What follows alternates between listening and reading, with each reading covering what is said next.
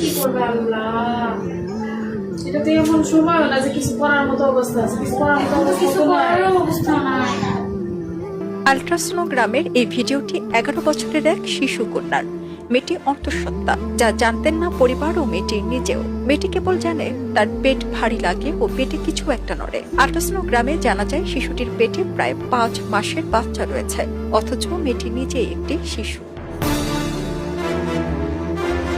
শিশুটির পরিবার বাচ্চাটিকে অ্যাবর্শন করতে গেলে স্ত্রীরোগ বিশেষজ্ঞ ডাক্তার সাইমা জানান, বাচ্চাটি বেশ বড় হয়ে যাওয়ায় তা এখন আর সম্ভব নয়। এই ঘটনার একটি ভিডিও সোশ্যাল মিডিয়ায় শেয়ার করেছেন ডক্টর সাইমা নিজেই। মুহূর্তে সোশ্যাল মিডিয়ায় ছড়িয়ে পড়ে ঘটনাটি। এই ঘটনাটি নেত্রকোনা জেলার মদন উপজেলায়। অভিযোগ উঠেছে, প্রায় 5 মাস আগে মাদ্রাসা শিক্ষক মোহাম্মদ আমানুল্লাহ সাগর মেয়েটিকে ধর্ষণ করেছেন। এরপর মাদ্রাসা শিক্ষকরা হুমকি দিয়ে বিষয়টি ধামাচাপা দিয়েছে।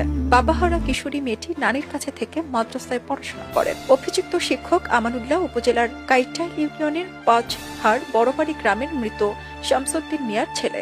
তিনি ওই গ্রামের হযরত ফাতেমাতুজ জোহরা মহিলা কওমি মাদ্রাসার পরিচালক ও শিক্ষক। মাদ্রাসাতে তার স্ত্রীও শিক্ষিকা হিসেবে কর্মরত রয়েছেন। গত বছর নভেম্বর মাসে আমানুল্লাহ সাগর মেয়েটিকে ধর্ষণ করেন। ঘটনা কাউকে না জানাতে প্রাণনাশের ভয় দেখান এই শিক্ষক।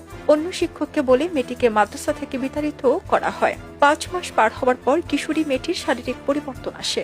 সন্দেহ হলে মেয়েটির মা জিজ্ঞাসাবাদ করেন। এক পর্যায়ে সে হযরত ফাতেমাতুজ জোহরা মহিলা কওমি মাদ্রাসার শিক্ষক সাগরের ধর্ষণের শিকার হওয়ার বিষয়টি মাকে জানান। দীর্ঘ সময় পার হওয়ার পরেও কোনো সুষ্ঠু বিচার পায়নি পরিবারটি।